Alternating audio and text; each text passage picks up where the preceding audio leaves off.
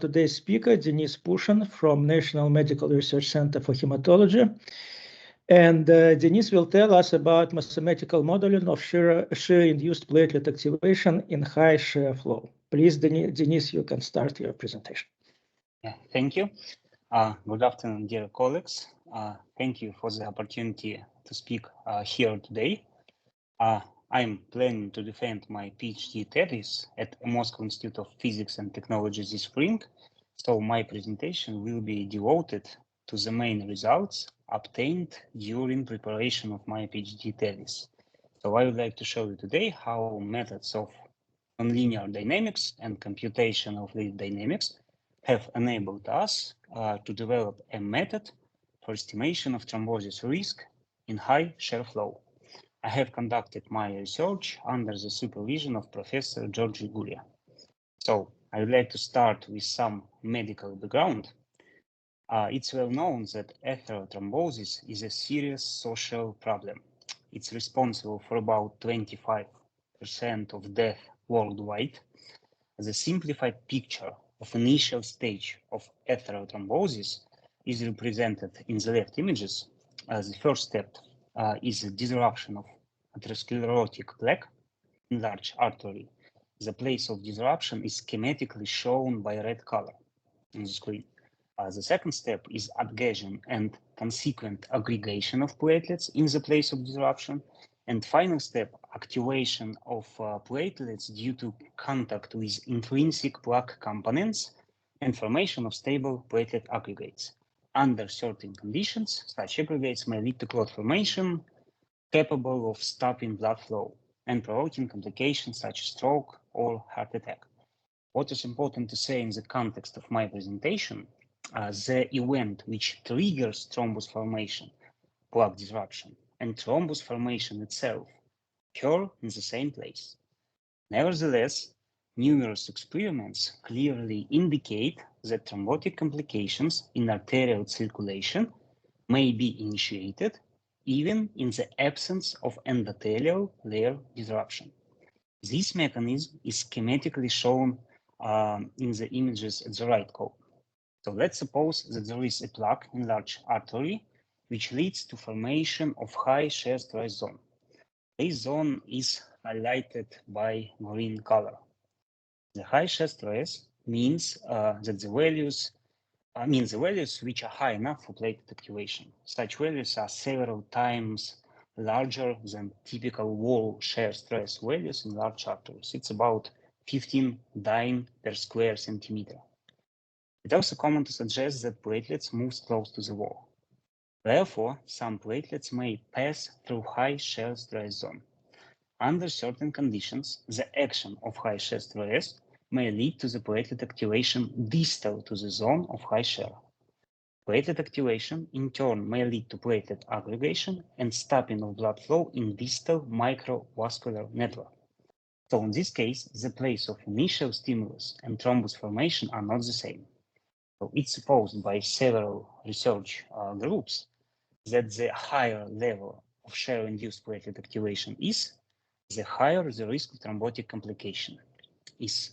So I will use the common abbreviation CPACT in the further discussion. So first of all, I'd like to say a few words about main object platelets. It's a blood component with a typical size about 2 micrometers. You can see on the left image the process of platelet activation on the thrombogenic surface, not in free flow. You can see how a platelet is spreading over thrombogenic surface. It's a relatively long process. It takes about several minutes. Of course, there is no platelet spreading in free flow after the action of high shear. Nevertheless, several more rapid consequences of platelet activation can occur in free flow. The first one it is activation of certain surface platelet receptors, known as GP2B3A. When these receptors are in activated state, platelets can form stable aggregates. The second consequence, activated platelets can secrete several platelet agonists from internal storage. So one activated platelet can activate several platelets around it. It's an example of positive feedback. The example of platelet aggregates is presented on the right image. The white dotted oval shows the von Willebrand factor, which helps platelets to form aggregates. The von Willebrand factor plays key role not only for CPA, share-induced platelet aggregation, but also for CPACT, share-induced platelet activation. So I would like to briefly talk about this glycoprotein. So the von Willebrand factor, or VWF, is a linear chain of sequentially connected identical subunits. The elementary structure unit of von Willebrand factor is a dimer. The function of structure of such dimer can be seen on the right image, image C. The red oval highlights the von Willebrand factor domains responsible for binding with platelet GP1B receptors. So every dimer has two binding sites with platelet receptors, GP1B receptors. The dimer mass is about 500 kilodalton. The von Willebrand size in blood of healthy people varies from 2 subunits, 1 dimer, to 40 or 100 subunits, depending on the research method. The von Willebrand size distribution in blood can be measured via electrophoresis. The example of electrophoresis results is shown on the middle image, image B. Every black band corresponds to von Willebrand factor with certain dimer number. The size increases from bottom to top. Also, it's important to note that according to most publications, native von Willebrand conformation in blood is globular conformation. But under the action of suprathreshold shear stress, von Willebrand factor undergo global stretch transition. Visualization of this process is shown on bottom animation. Maybe, I hope you can see it. So the shear stress in this experiment is about 100 dyne per square centimeter. So now, now I'd like to get back to the CPAC, platelet activation under shear. And let's see what experiment tells about CPAC. The CPAC is a threshold process, and threshold is also about 100 dyne per square centimeter under steady shear stress. This estimation follows from several articles where CPAC was investigated in cone and plate viscometers. So it should be noted that threshold for platelet activation under shear and von Willebrand factor unfolding are quantities of the same order. Therefore, one may suppose that von Willebrand factor unfolding is necessary for platelet activation under shear stress. Such assumption is used in my work. The second important point, the larger von Willebrand factor size is in blood. In blood is, the higher shear-induced platelet activation level is. And finally, several theories were proposed to describe not only the unfolding of this factor under shear, but also for describing platelet activation in such conditions. The main limitations of experiments in cone and plate viscometers are non-physiological duration of shear stress. Typically, duration is set longer than 1 minute in such experiments. So that's why several research groups have conducted experiments in flow chambers or microfluidity chips where duration of high shear stress was comparable with in vivo conditions. These groups have established that shear-induced platelet activation is a threshold process under unsteady shear stress, and the threshold depends both shear stress magnitude and time of its action. One of the possible forms of platelet activation condition is presented on the screen in red dashed box. So we can see that the integral of shear stress over passing time should be larger than certain threshold value. I will further call the integral as cumulative shear stress, or CSS, and the threshold value as CSS with subscript 0, or CSS 0. So cumulative shear stress shows total dosage of shear which platelets can accumulate after passing through high shear zone. Second point, there are currently no experiments clearly relating von Willebrand size to platelet activation level in unsteady flows, but it was shown that inhibition of interaction between von Willebrand factor and platelets leads to the absence of CPACT in vitro. So von Willebrand factor is clearly very important for initiation of shared-induced platelet activation. And finally, several models were proposed for describing von Willebrand factor unfolding or platelet activation under unsteady shear stress, but all of them seem to have major limitations. The first group of models is based on various sets of convection diffusion reaction equations. None of these models don't include size of von Willebrand factor multimers as a parameter.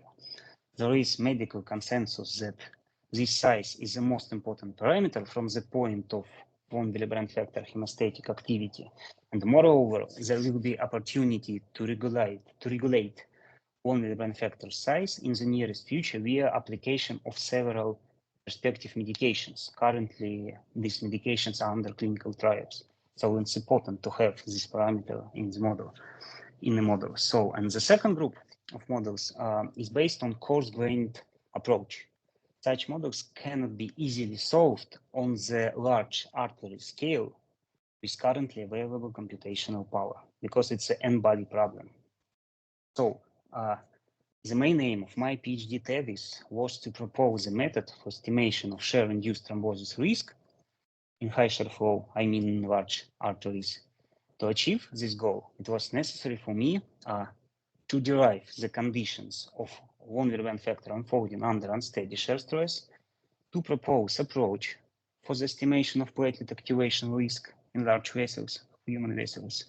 And finally, the developed approach should lead to useful practical results in real clinical settings. I mean, results of approach application should be valuable for physicians because we are working in medical center, trying to solve medical problems. So the first task is to derive unfolding conditions under unsteady shear stress. I will use the liquid drop model initially proposed by my scientific advisor for analyzing of shear-induced platelet activation under steady shear stress. Therefore, I would like to tell you briefly about this model and discuss the main results which were obtained for the case of steady shear stress. In this model, sorry, give me 1 second, please. Yeah, in this model, the von Willebrand factor globule is treated as a liquid drop. Look at the screen, please.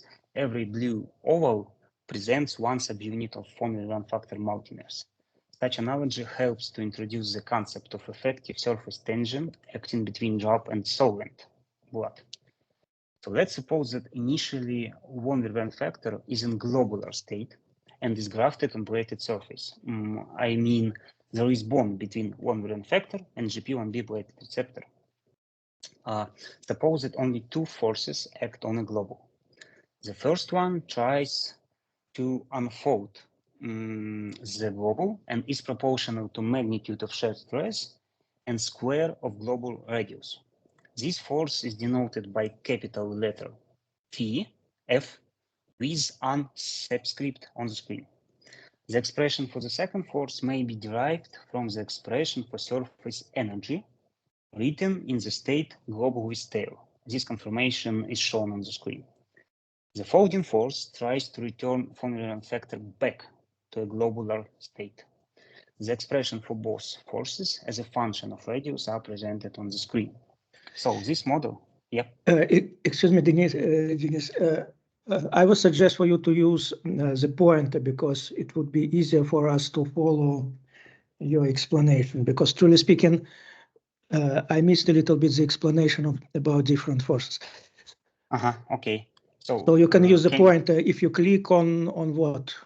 Just with your, I think with your right mouse on the screen, there will be a menu. Can you see my mouse cursor right now? Yes. Yes, there is cursor, yes, in fact. But maybe try also with the pointer because it's a nicer red dot, which is easier to find. Pointer, yeah. How can I turn on or where can I find? Yeah. Yeah. Oh, okay. Perfect. Yeah. Please, could you please repeat about these different forces here, because I think I missed that. Okay. The first force is unfolding force. Expression for unfolding force is presented here. It's proportional to magnitude of shear stress and square of global radius. The second force is folding force, and the expression you can see on the screen. So two forces in the model. You have two forces. And this expression follows from first derivation of this expression. Yeah, sorry, I think there is a question from Anastasia. Anastasia, please.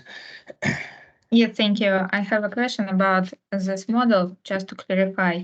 You said before that you have these circles which form the globular of von Willebrand factor, and did you consider in your model these separate circles, or just or how? In our first publication of my scientific advisor, where he studied the steady, the activation under steady shear stress, he considered several models. The first one is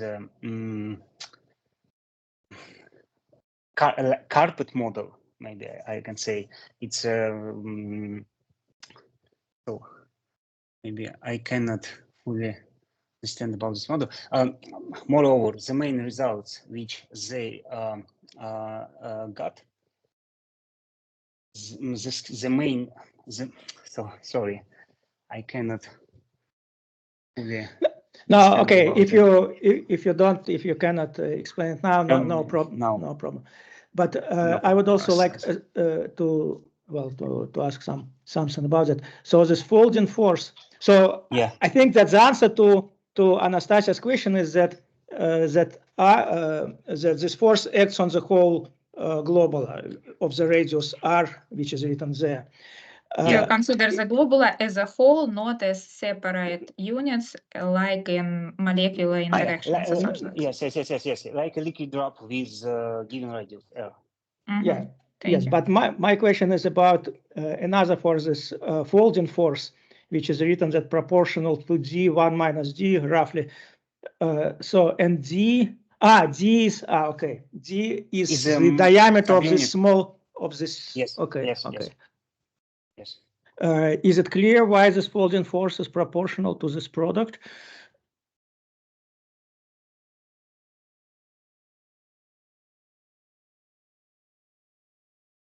I think it's better to clarify. It follows, it just first derivation, производная забыл как, подскажите, пожалуйста. Derivative. Yeah, first derivative of this expression. So it's the surface energy of tail and global. Yeah, so we just take the first derivative of this expression and that's all. And after that, using the equation of volume conservation. So it's a volume of global, it's a volume of tail. Their sum equals to volume of all subunits. So it's a conservation of volume during unfolding. So this equation leads to the expression of unfolding force in the term of radius. Well, okay, I suppose that maybe not in all detail, but we have some idea about that. Continue, please. Thank you. Okay, so the main results which was obtained in the case of steady shear stress, it's a building of a bifurcation diagram. So you can see this diagram on the screen. So the length of tail denoted by U letter is on the y-axis, and the value of shear weight or shear stress is on x-axis. It can be seen that globular state, ideas where U is equal to 0, this line, is stable until shear stress exceeds the threshold value a gamma with star subscript. After that, the conformation global with tail are possible. The threshold shear stress always power law with the power of minus 2/3 for very large 1/1 size. When shear stress is below this threshold, the 1/1 factor multimers with given size will remain in globular state. So it's first important result. The second important point is that fully unfolded state, linear state, where U is equal to 1 exists in model for all values of shear stress. Look at solid line where U is equal to 1. Moreover, this linear state is stable. So if the multimer is able to transit from globular state to unfolded linear state in our model, the time to form bonds between 1/n factor multimers and platelet receptors will not be limited by the time of flight to high shear stress zone. So yes, so excuse me if I can ask again here, because you have these two critical values, two different gammas, and the first one depends on the n, on the length. N is the length of this number of factor, units. right? Yes, the number. So the first one depends, and moreover, if the number of units is larger, so it decreases. It means that it is easier to unfold the long molecules, or what? Yes, because the critical shear stress is decreasing function of multimer size here. Yeah, it's easier. Yeah. But if it is already partially unfolded, it is like n becomes less, right? If it is half unfolded, it is probably more or less the same as to take n twice less. But still it continues to unfold under the same shear stress. So do you understand my question? Unfortunately, no. If you then we can discuss it. Then we can discuss later. I don't want to interrupt you too much, but the point is that there are two critical values. One of them is length dependent, and another one is independent of the length. It just model constant. In dimensional unit is about 10,000 reciprocal seconds. Yeah. Is it theoretical result about this critical values and their dependence on the length, or it is also verified experimentally? Some experiments lead to this value, but of course it's a range between 5,000 and 10,000. Yeah, we use in our model to get the threshold in dimensional unit 10,000. Yeah, so this critical value gamma with C subscript equals to 10,000. And it is confirmed experimentally that it does not depend on the length, right? Okay, I understand your question. About second threshold, I suppose I don't know such information. I should study the literature. The first one, yes, but the second, about independence, I didn't remember such articles. Right. We have also another question from Anastasia. Anastasia, please. Yeah. Yes, thank you. Could you please explain what happens after the gamma C threshold? It is the linear confirmation, and why it is a solid line for smaller values of gamma? Do you have some hysteresis in this model, something like this? Yes, it kind of hysteresis. So it's like phase transition of first type. So when shear stress is larger than second threshold, 1/n factor transit to fully unfolded state and can stay in this state even if shear stress decreases. Yeah. According to what's the reason for this? It is because, I don't know, some kind of glued to the surface. There is potential barrier which separate the fully unfolded state and the globular state when shear stress is below the first threshold. I will show you this potential later on the next slide. Yeah, Okay, it will be more clear to understand. Yeah. So if you don't have any yes, please other continue. questions, Yes, please. So, our main question was, what is the conditions for total unfolding of the von Willebrand factor multimer under unsteady shear stress? So total unfolding state means that all subunits are in tail and no subunits are in globular part. Yeah. So let's return to the liquid drop model. Let's write the Newton's second law for rotation using torques instead of forces and keep dynamic part. Let's look at the equation 1 on the screen. The formal analysis enabled us to rewrite initial equation 1 in the form of equation 4. In this equation, Q is a dynamic variable that is proportional to globular radius. Time is in dimensionless units. Tau with tilde is proportional to shear stress magnitude. A size of von Willebrand factor, denoted by n, appears in boundary condition and doesn't influence the qualitative details of system motions. So this equation describes the motion of material point with unit mass in potential force field. So also it's possible to treat tau, this equation, as a function of time.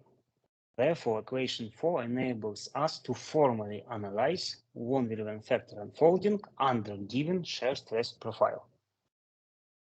But you have very precise powers here, so why it is like that? Where they come from, 1/7 or 3/7? It follows from the mathematical rearrangement. So it's initial equations, it's expression for two forces, it's expression for moment of inertia written relative to instant center of rotation, and the expression for angular velocity.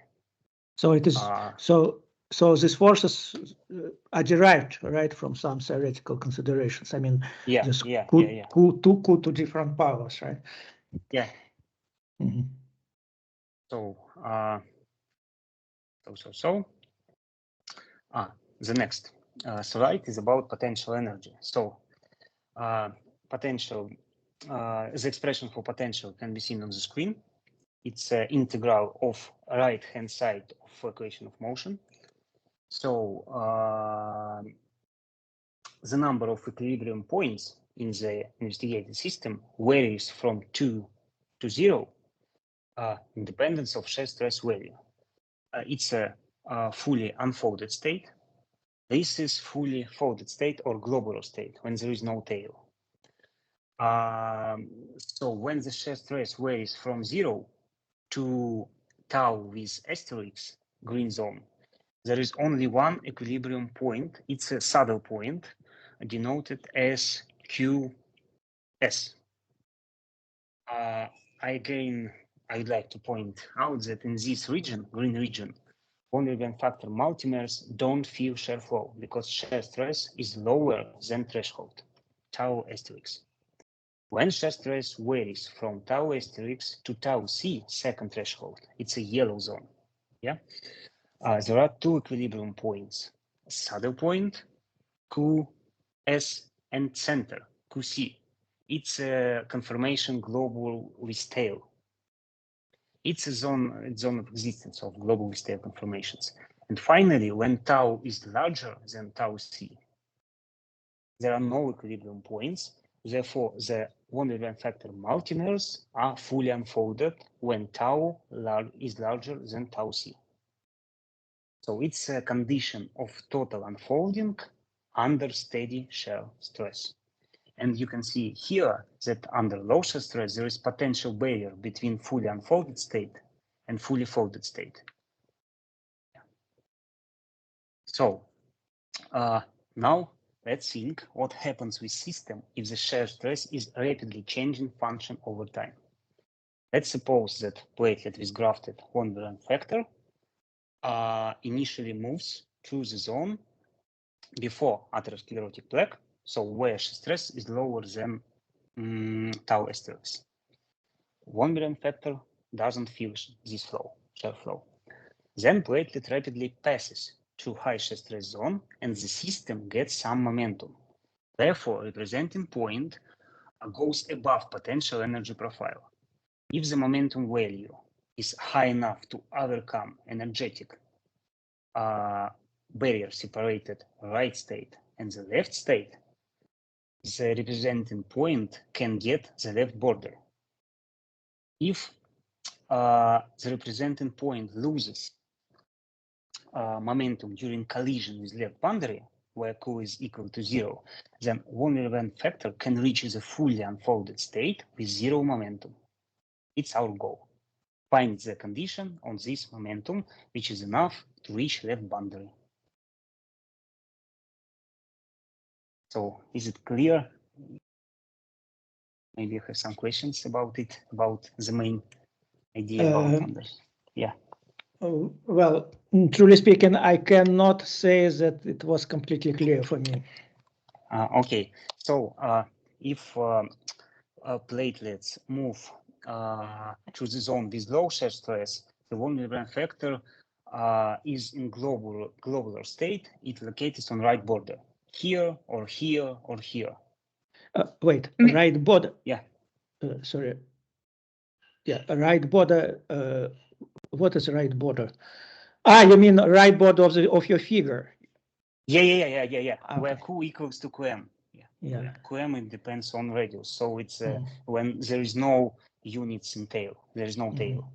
Yeah. If platelets passes through high shear zone, we suppose that it's very rapid process. So action of shear stress gets the system some momentum. So point, representing point, gets above potential profile of potential energy and can move left. And if the momentum obtained by representing point is high enough, representing point can overcome energy barrier separated this point and this point.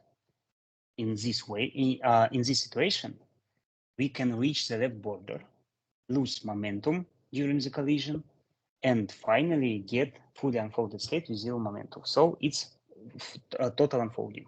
Yeah, it's so our task is to find the condition on momentum, which can obtain platelets and, during passing to high shear stress zone. Let us suppose it is more clear. Anastasia has also a question, please. Anastasia. Yes, I have a question about the von Willebrand factor. You said that it somehow connected with the platelets. Does it placed on the platelet or on the wall of the vessel? It's grafted on platelet surface. Platelet surface via GP1B receptors. It's possible even under low surface. Yes. Yeah. It's platelet receptor specific. Yeah. Well, in fact, we have some other questions. So please, Danil Shalanosov, please, you can ask your question. Yes, thanks. It's not clear for me. I want to ask you about key points on the axis Q.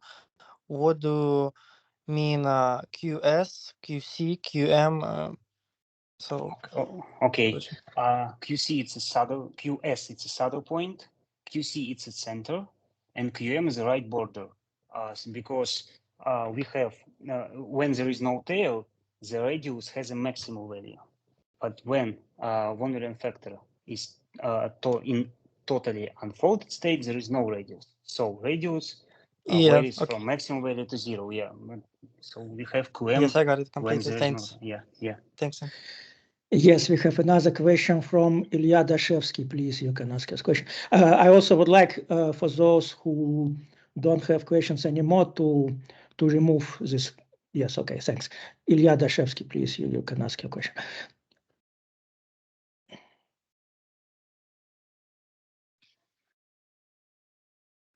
Sorry, I can't hear. Well, me neither, but he raised the hand. It disappeared. So okay, so sorry.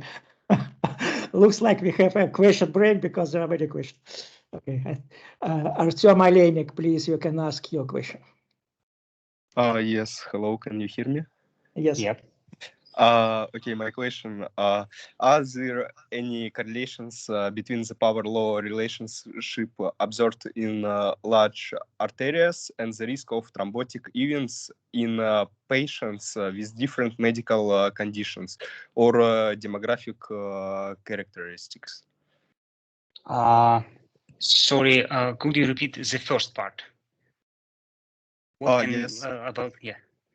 Are there any correlations between the power law relationship observed in large arteries and the risk of thrombotic events in patients with different medical conditions or demographic? Power law, you mean the dependence of critical shear stress threshold, yeah? Yes, yes. Interesting question. There is consensus that the higher shear stress, the more complications occur among patients, and it very depends about patient cohort. For instance, in this talk, I will tell you about application of our approach to analysis of hemodialysis patients. Their health has a lot of difference from healthy people, so maybe I don't know such articles where scientists try to find the correlation between power law and thrombotic complications, but it's consensus that the larger von Willebrand factor is, the more risk has the patients.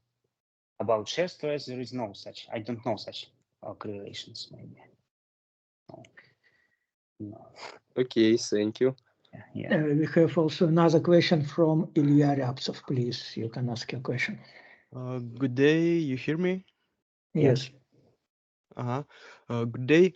I have a question. Are there any challenges or limitations in implying the proposed mathematical approach to different clinical scenarios, and how do you address them? Oh, okay. Thank you for the question. I suppose I can answer your question when I show you our main result at the end of my presentation, because it's a result which can be applicable to many clinical scenarios. Now, maybe it's преждевременно забыл как. Too early. Okay, we'll discuss this question later. Yeah. We'll discuss this question later. So I think that our question session for the moment is finished. No more questions at the moment. It was a nice break. So please, you can continue now your presentation. Thank you. I'd like to derive the first condition of von Willebrand factor. Total Что ж такое-то, а? Sorry, can you hear me? Yes. Sorry, it was a call, a mobile call. So, first condition, yeah. We have investigated system behavior via numerical solving of motion equation. The shear stress step profile was used in numerical experiments. We changed the duration of step profile at given shear stress amplitude. The right image is a phase portrait of the system drawn at zero shear stress, where potential energy barrier, so this barrier between this state and the saddle point, has a maximum value. So the red line shows trajectory behavior at different step duration. It can be seen that trajectory should cross separatrix A, S. In that case, von Willebrand multimer can be totally unfolded because trajectory can reach the left border. So our condition, first condition, is to get the system momentum, which value is high enough to cross these separatrix. Also, we obtain that the larger the step amplitude is, the closer the trajectory df to a straight line dA. This fact helps us to formulate the first condition of total unfolding in the following form. Momentum gained after passing high shear stress zone should be larger than threshold value QA. It can be seen here on the screen.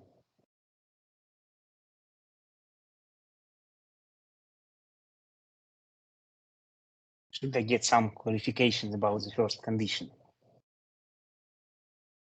Well, I think it's more or less clear, and I don't see questions from the audience, so please continue. Okay. The value of threshold momentum can be established via conservation energy law written for point A and point S of separatrix AC. In turn, the left part of unfolding condition can be established via direct integration of motion equation. So, on the screen you can see the main steps. It's our initial condition inequality. After some mathematical arrangements, we could get the first condition of total unfolding in the following form. So it's a cumulative shear stress CSS on the left-hand side, and the right part is a certain threshold, which may be denoted via CSS with 0. Therefore, the first condition of total Horner factor unfolding has the form of empirical law of shear-induced platelet activation proposed by several research groups. Moreover, we were able to establish the dependence of this threshold on Horner factor size.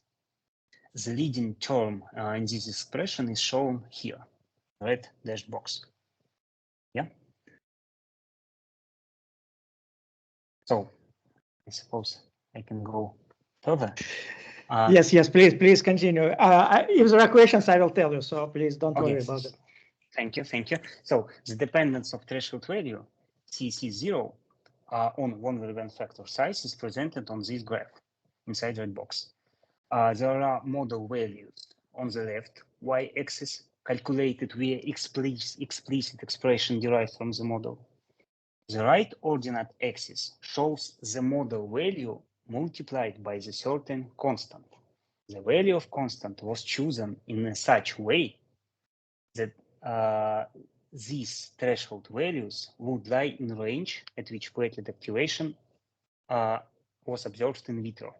So the values on right y-axis correspond to threshold values seen in vitro experiments.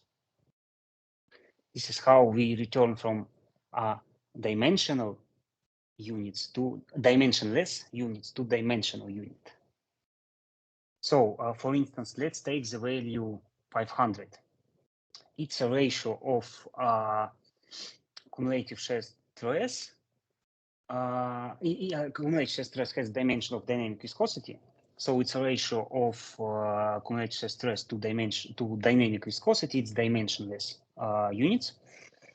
Let's suppose that viscosity of blood is 4 centipoise. Let's consider that the time of light is 1/10 of a second. Then the shear stress should be equal about 200 dyne per dyne per square centimeter to accumulate a value equals to given threshold.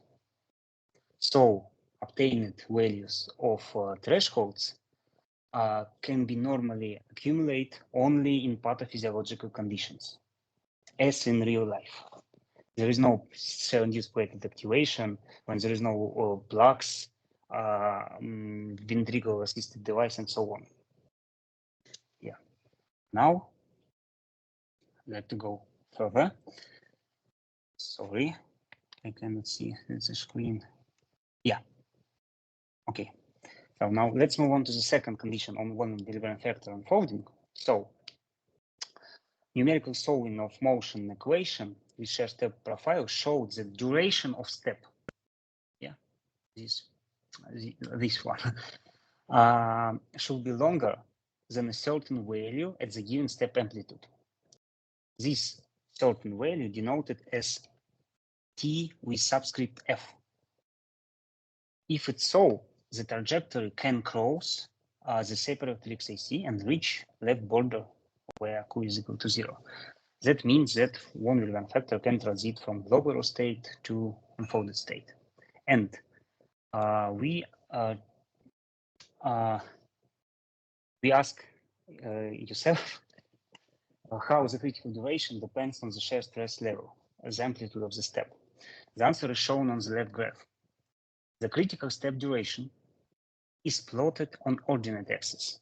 The step amplitude is plotted on x-axis. It's amplitude of the. Can you see my pointer?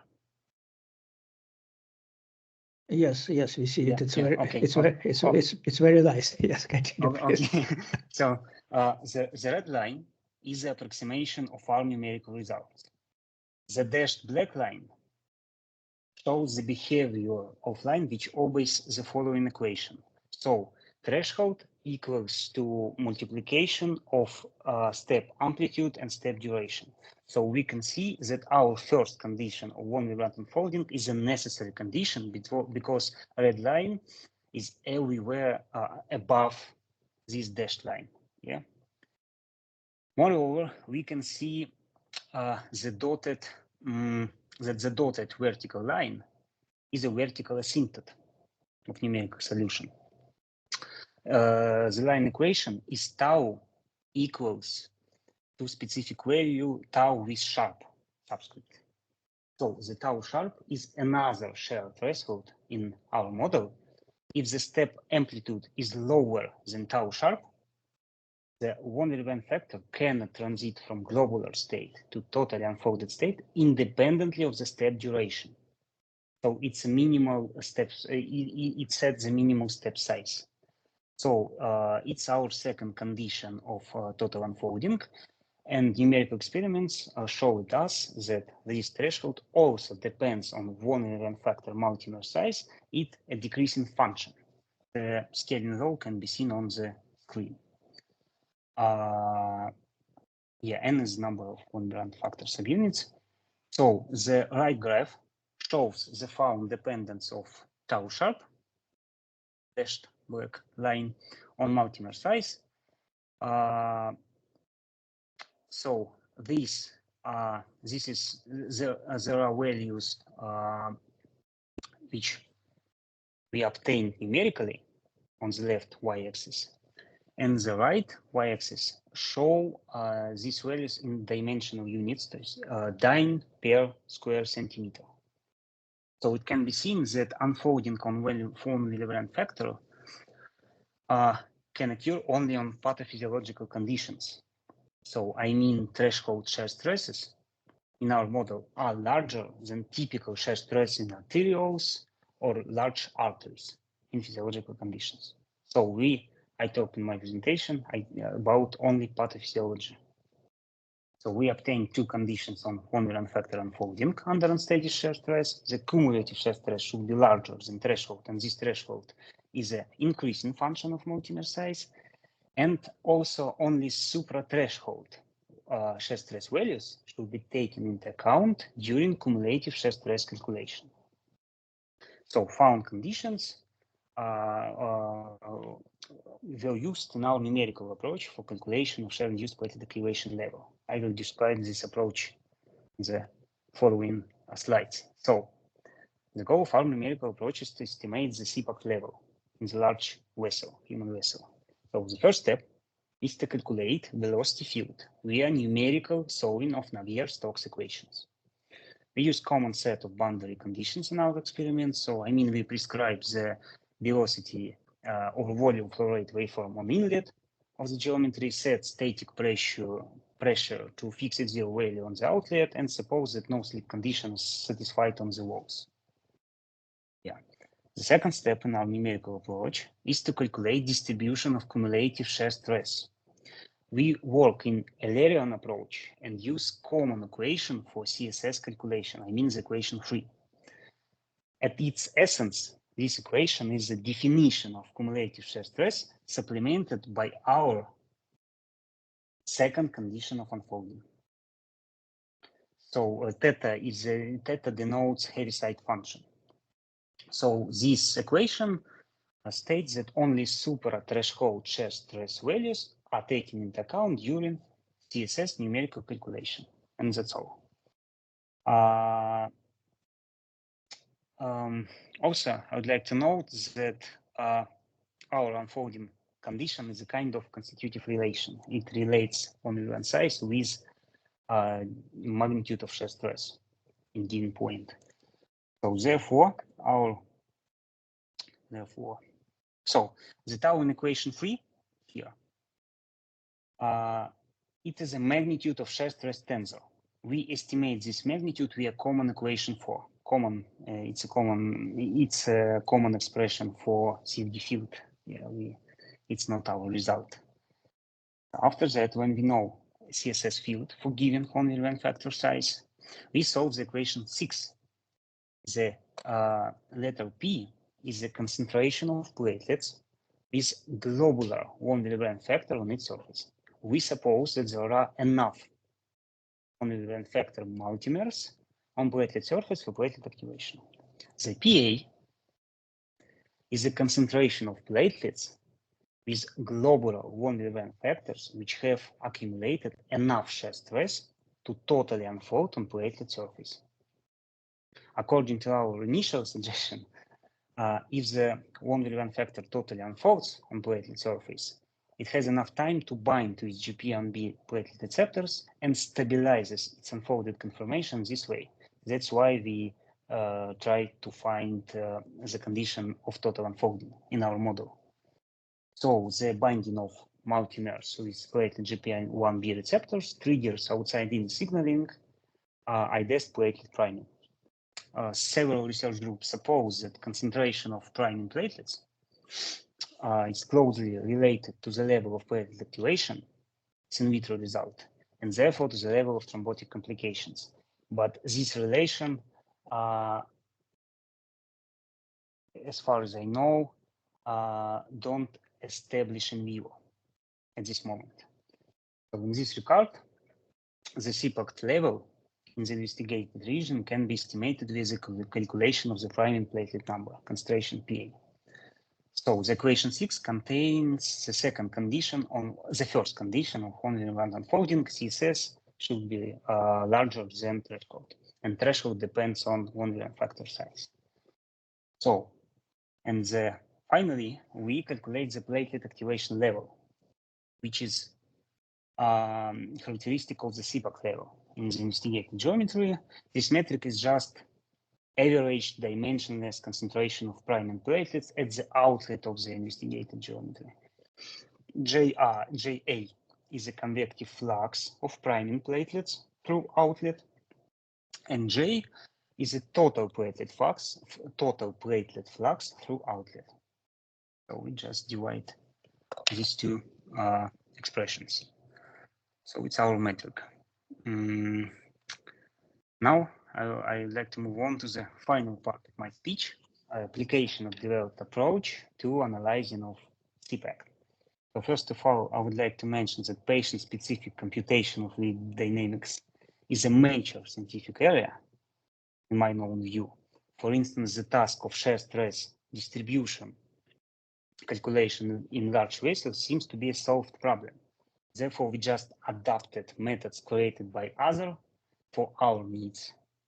And we just added our block to such models, and this block helps us to calculate the platelet activation level. So, nevertheless, I would like to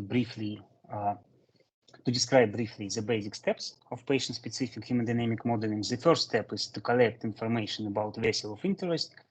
Computer tomography or magnetic resonance imaging are commonly used for this purpose. The result of the step is a set of images or slices of human body.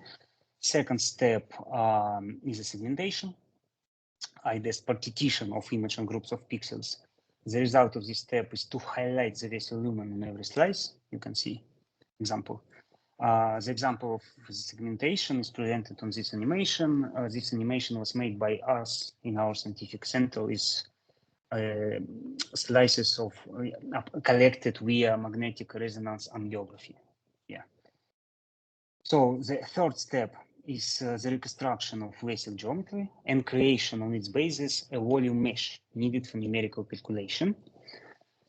In addition to collecting images, it's common to collect other information, for instance, about flow rate in vessel of interest and so on. All collected data converts into boundary conditions or specific values of model parameters. After that, the equations of model are solved via finite volume or finite element techniques to get the distribution of different fields in geometry of interest. So it's the main steps of patient-specific computation of fluid dynamics. So let me show you the application of our numerical approach to the analyzing of CPACT in patient-specific arterial venous fistula, the AVF. The AVF is the surgically created connection between artery and vein, widely applied in long-term hemodialysis. Clinical benefits of its application are primarily limited by the level of thrombotic complications, and several research groups indicate that the region of high shear stress are developed in AVF after its correction. Therefore, shear-induced platelet activation may be a risk factor of thrombotic complications among AVF patients. So patients who has such fistulas. That's why we start to investigate this object. So, sorry, I'd like to return back. About direction of the flow. So the blood flows into fistula artery through one inlet and flows out from another part of the same artery and vein outlet to the heart. So the direction of flow was established via Doppler ultrasonography method. This method was also used to collect information about flow rate in fistula artery. The physician has placed the US sensor in the middle of artery several diameters away from any artery bifurcations. The spectrum was collected during several heartbeats. So spectrum are shown on the subimage A. After that, the velocity waveform at the specific point of artery center line was reconstructed. The artery radius in the place of ultrasound data collection was also measured. We further assumed that a Poiseuille velocity profile was established in the vessel, and all this information help us to reconstruct the dependence of volume flow rate over heart cycle at proximal artery inlet, at distal artery outlet. So here and here. So the Wormsley number was about 6, and the average Reynolds number was about 500. So the viscosity value, dynamic viscosity value, was also calculated based on the measured value of the hemoglobin using formulas from literature. And the ratio on von Willebrand factor size used in experiments was also adopted from the literature. So the number of subunits was varied from 4 to 100 in numerical experiments. So on the screen, you can see the result of calculation at measured fistula flow rate, measured by ultrasound method. The upper image shows the distribution of shear stress at the time of systole and diastole. The bottom image shows distribution of priming platelets. It can be seen that there are priming platelets during the whole heart cycle, during systole and during diastole. After that, we decided to estimate the threshold volume flow rate, below which there is no platelet activation for given multimer size. So we kept the form of proximal artery volume flow rate, but we had been lowering the average value until there was no platelet activation in fistula. In this way, we can obtain such parametric diagram of activation. So here you can see the number of subunits in von Neumann factor size. It's a flow rate through fistula in milliliter per minute.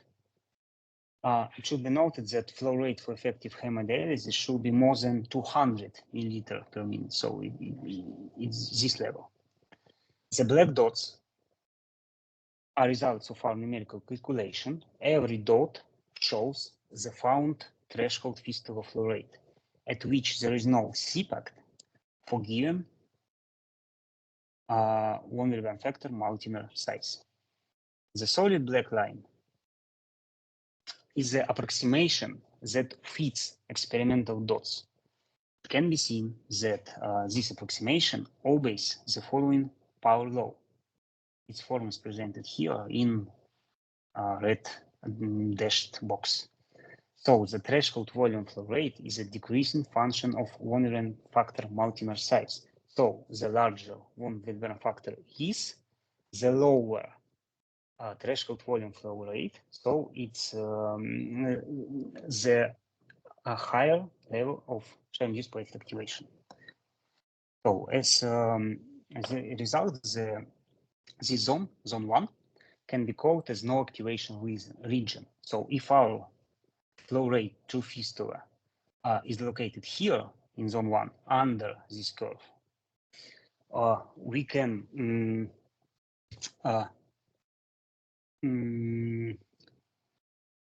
we can suppose that there is no shear-induced platelet activation, and as a result, the risk of thrombotic complications should be decreased.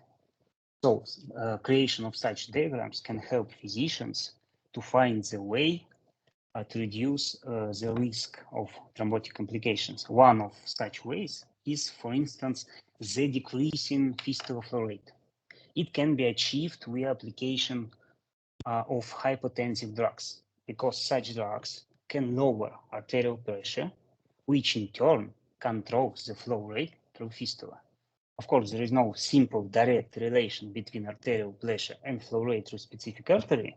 Nevertheless, application of hypotensive drugs seems to be an important method to overcome the problem of high level of thrombotic complications. And our method can help to estimate the value of pressure at which there is no platelet activation fistula. So it's our main practical result, the possibility to create such parametric diagram in terms of von Neumann factor size and flow rate to fistula. So let me finish my presentation. I suppose the study was conducted with support of Russian Science Foundation, and the numerical calculation was done with equipment of Kurchatov Institute, my co-workers, my best co-worker, Tatiana Salihova, and my scientific advisor, Georgi Gulia. So thank you for your attention. Yes, thank you, Denis, for this very interesting presentation.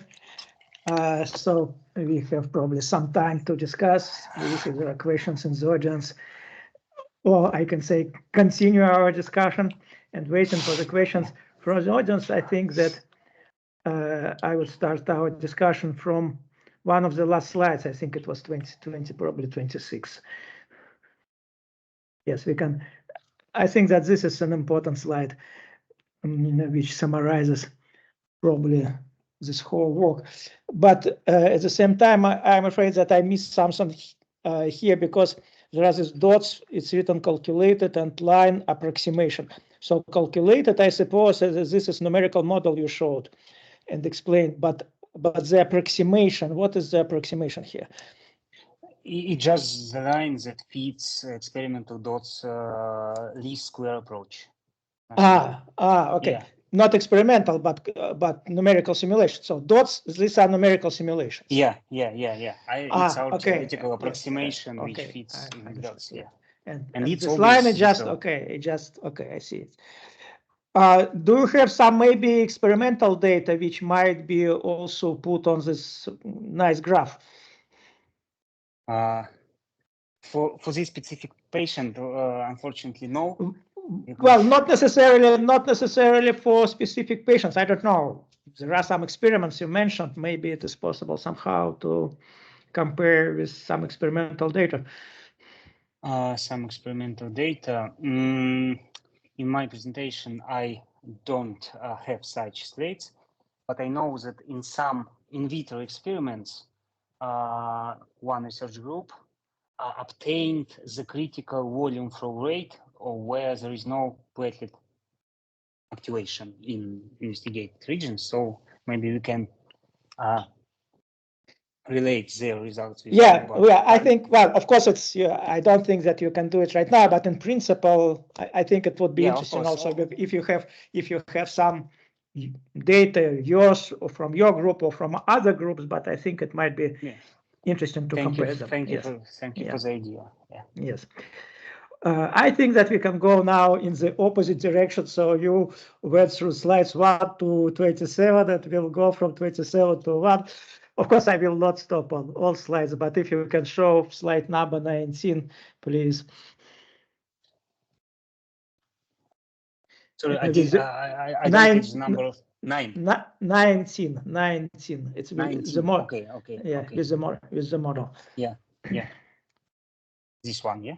No, 19. 19. Ah, yes, this one. Yes, because there's some. Yes, sorry, there's some time delay between.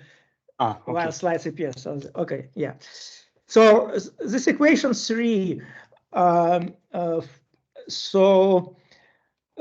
we need to understand? We can understand that. So if the shear rate, shear stress is quite high, and you don't consider here individual platelets, but you consider like you say, like a continuous medium approach. It's your fluid with your fluid with your different with the distribution of shear stress. But then you have a platelet which moves in this flow. So in fact, in some sense, you have to follow each particular platelet and measure time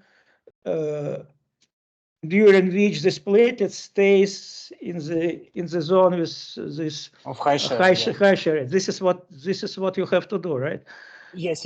You described the Lagrangian approach. It's Eulerian approach. It's the similar things. It's another view of this problem. So here in the left hand side of this equation, it's a material derivative of this field on time. And it can be expressed via 2 terms. So it's just the definition of cumulative shear stress, but supplemented with our unfolding conditions. So we should take into account only supra-threshold shear stress, and this threshold depends on molecular size. But it's a common equation in literature. Yes, but still, I don't completely understand how you determine these platelets which do or do not activate here. So because what I thought that if you, as you say, if you pass to consider individual platelets, you have, as you say, to pass from Eulerian to Lagrangian approach, and like that you can determine for each particular platelet whether it activates or not. But maybe my understanding is not correct. So how you determine that? We use the values of this field in this equation here, in this Heaviside function. So this is the cumulative shear stress field calculated via equation 3. So we use calculated value at every point in this equation. Yes, so in fact you calculated, So in fact, this equation 3, you calculate already the cumulative shear stress, and after that we can use it in the equation 6. So and if this value exceeds some critical value, so you conclude that the platelets is activated, right?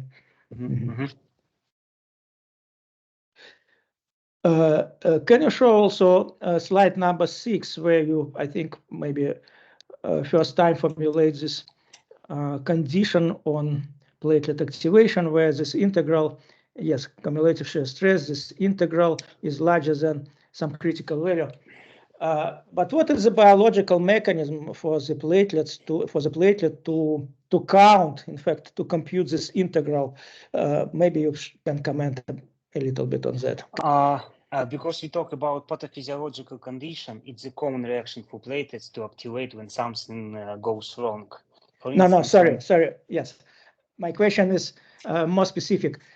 So what is the biological mechanism? How platelet, because it's not instantaneous, because it's during some time, how platelet keeps memory about the previous moments of time? Okay. Through the von Willebrand factor, because it's a sensor of shear stress for platelets. So it starts, yes, I understand what you mean, that it starts, for example, to unfold, but then, it can fold again, or whatever can happen. So how do you know that this interval of time is sufficient? I mean, many things can happen in between. So you see. Yeah, and maybe first of all, von Willebrand factor can form bonds with platelets, and in total unfolded state, it's easy to connect with platelets by all its subunits. So the length of the number of such connectors should be larger than definite value. I don't know this value. Maybe 100 receptors should be occupied, or even 100. I don't know. But the mechanism is the interaction between von Willebrand factor and platelets during, and time should be enough to platelets to feel this contact outside in signaling, I suppose. So return please to this slide number 6 still. I'd like to see again this integral. Yes. Here, this tau under the integral. So, because you explained it on several occasions that this to begin unfolding shear stress should be high enough. So if it is not high enough, if it is under some critical value, but still non-zero, the integral can be large because time duration, but shear stress remain below the critical values, then nothing will happen. Do you understand my question? So yes, you integrate small value during large interval of time, nothing happens. This integral has limits on time interval. Yeah. It's like to take into account only supra-threshold shear stress, because in vitro experiments in common plate viscosimeter, for example, if the shear stress is low, there is no platelet activation, even if the duration 1 minute, 5 minutes, or even 10 minutes. Yes, this is what I mean, that tau under the integral, you take only the values larger than some critical value. Yeah. Under the integral tau, it's not all values of tau. Yeah. But tau only larger than some critical value, right? Yeah. Yeah. Only background level.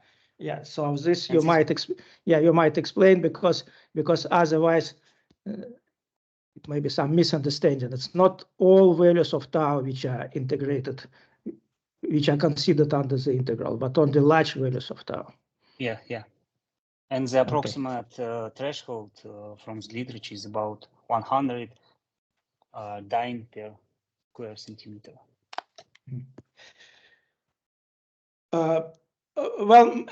Maybe more general questions, because you mentioned that, and I think that it's really an important result that you verified that in normal conditions, even in large arteries where shear stress can be quite high, so platelet activation doesn't happen, right? Yeah, I think that this is what you told us. Well, close to one of the last slides. Yeah, not high enough. So in normal physiological conditions, in fact, you verify, and I think that this is important, that platelets do not activate. Yeah, this is important. but also, okay, so you started in the beginning, you talked about atherothrombosis. I mean, when there is atherosclerotic plaque, then you talked about some other applications, but I think there are also maybe other possible interesting applications also related to thrombus formation in heart. This is one of the topics we worked on in in heart. So there are also possibly high shear stresses, and it is interesting whether it is possible that there is thrombus formation. The question we worked on, it's a little bit different. It's about left atrium appendage, where it's the main danger about thrombus formation in heart.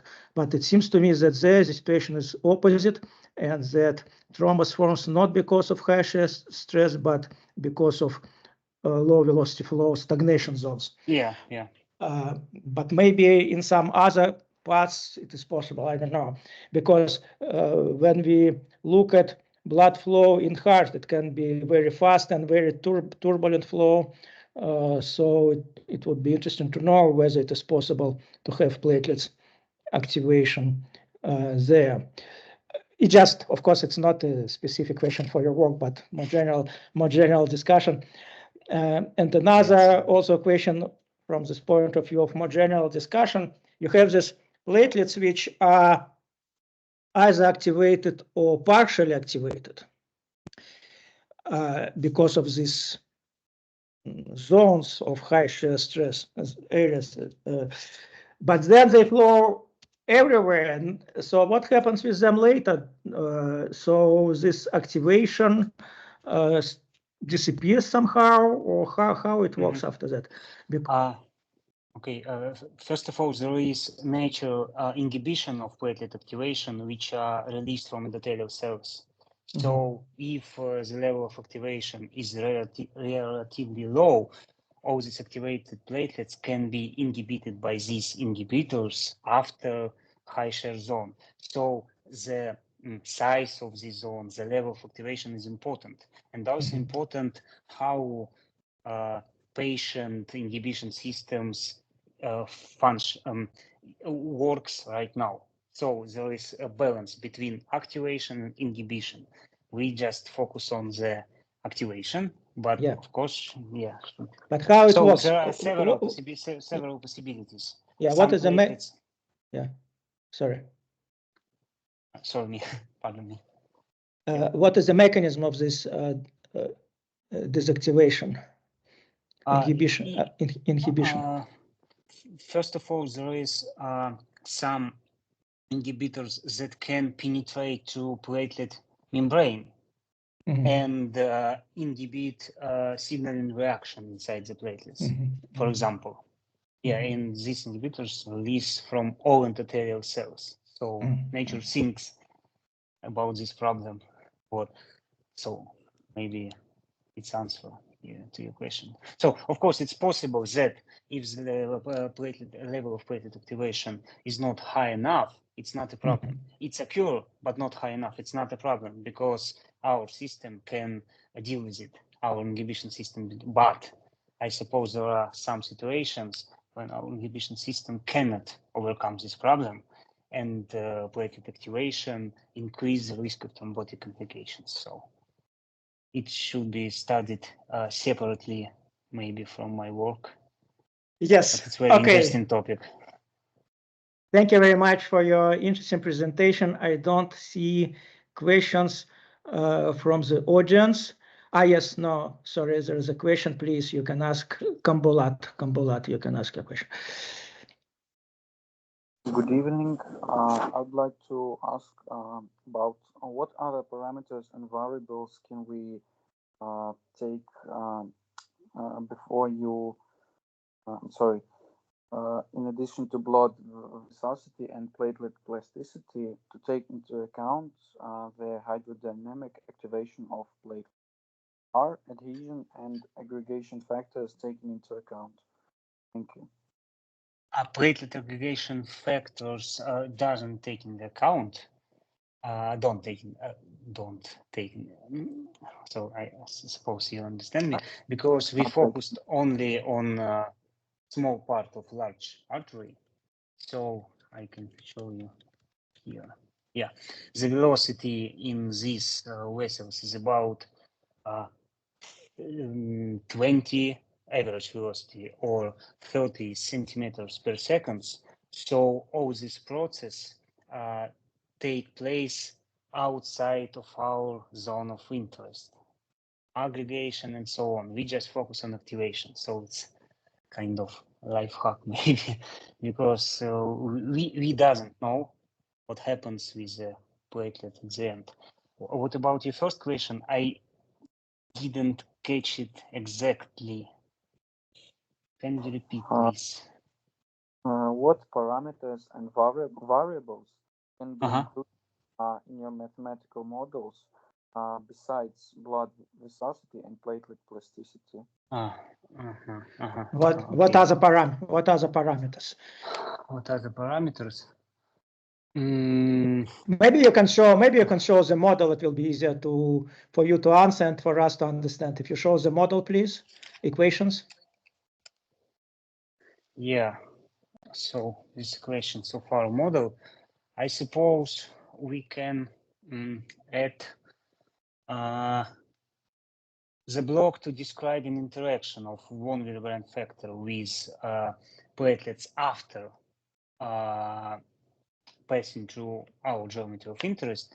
So it can be number of platelet receptors, the distance between them, or density of platelet receptors. It may be the shear stress acting on complex von Willebrand factor plus platelet receptor, maybe these parameters.